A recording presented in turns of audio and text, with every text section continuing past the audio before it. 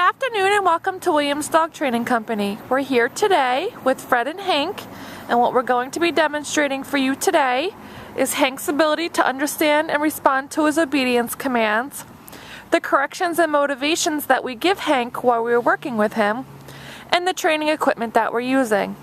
Fred is using a 6-foot web training leash there, and he keeps the bulk of that leash folded neatly in his right hand, leaving his left hand free to give the correction.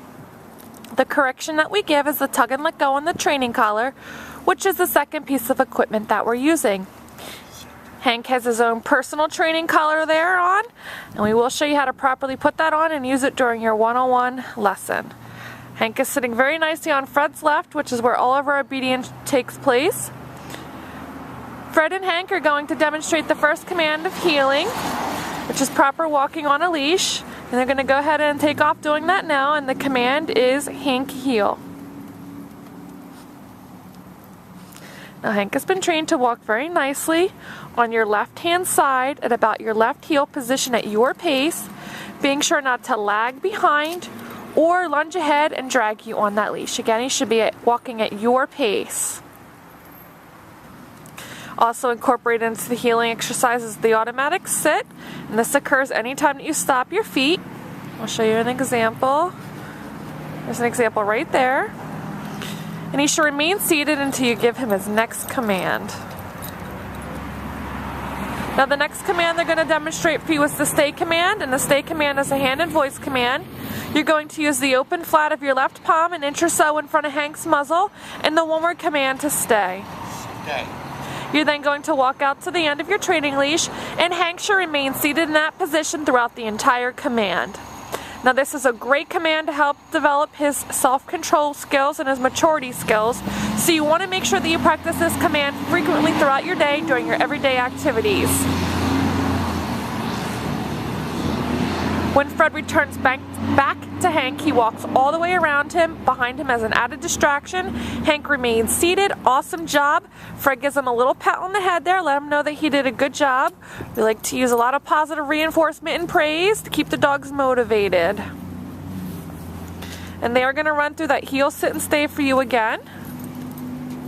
There's the automatic sit. Fred stopped his feet. Hank sat. Good job.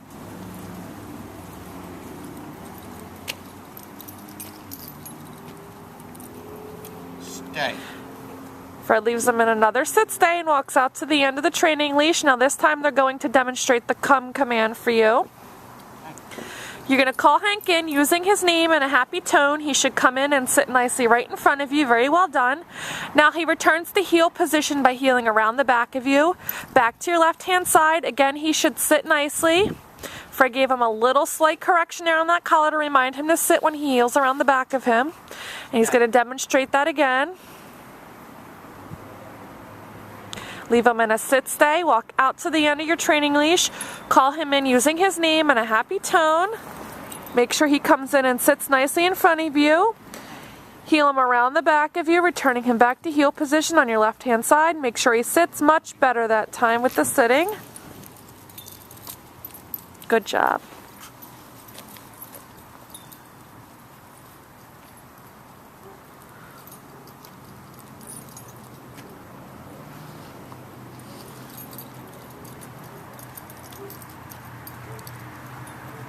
Now they're going to demonstrate the down commands for you, and the down, first is a down from a heel position. Again, you're going to use the open flat of your palm of your left hand, but this time straight down towards the ground, and the one-word firm command to down. Then give that stay command and walk out to the end of your training leash. Again, with this command, he should remain laying down on the ground until you give him another command. Throughout the entire command, he should remain laying down there. Another great command to help build up those self-control and maturity skills that you should be practicing frequently throughout the day. Now this is a great time to remind you that although you should be doing your commands throughout the day in your everyday situation and activities, you should take about a 15 to 20 minute session every day to do all your formal obedience commands. Run through them. It's a great mental exercise for the dogs, and it keeps them fresh and on top of their commands. The best time to actually work through your commands would be at the time of day that you notice that Hank is starting to get a little bit on the rowdy side. Throw his collar and leash on him and run through his commands. It'll help relax him, give him something to focus on.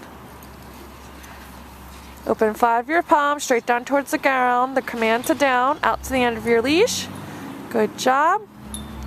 Now this time they're going to demonstrate that come command from the down position this time. Hank.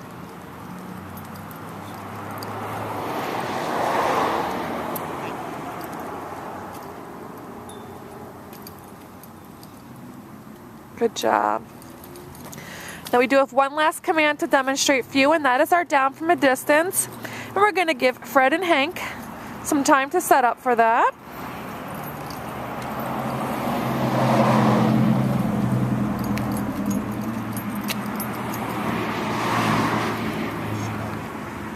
So for the down from a distance, you're going to leave Hank in a sit-stay and walk out to the end of your training leash. And from the end of the training leash, you're going to give that down command again. Open flat of your palm, straight down towards the ground. Good job, Hank. Fred returns back.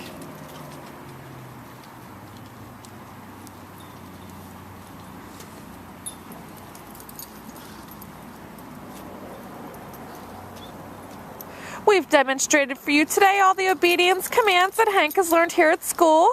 It's been a pleasure working with Hank, and we thank you again for choosing Williams Dog Training Company as your personal dog trainer.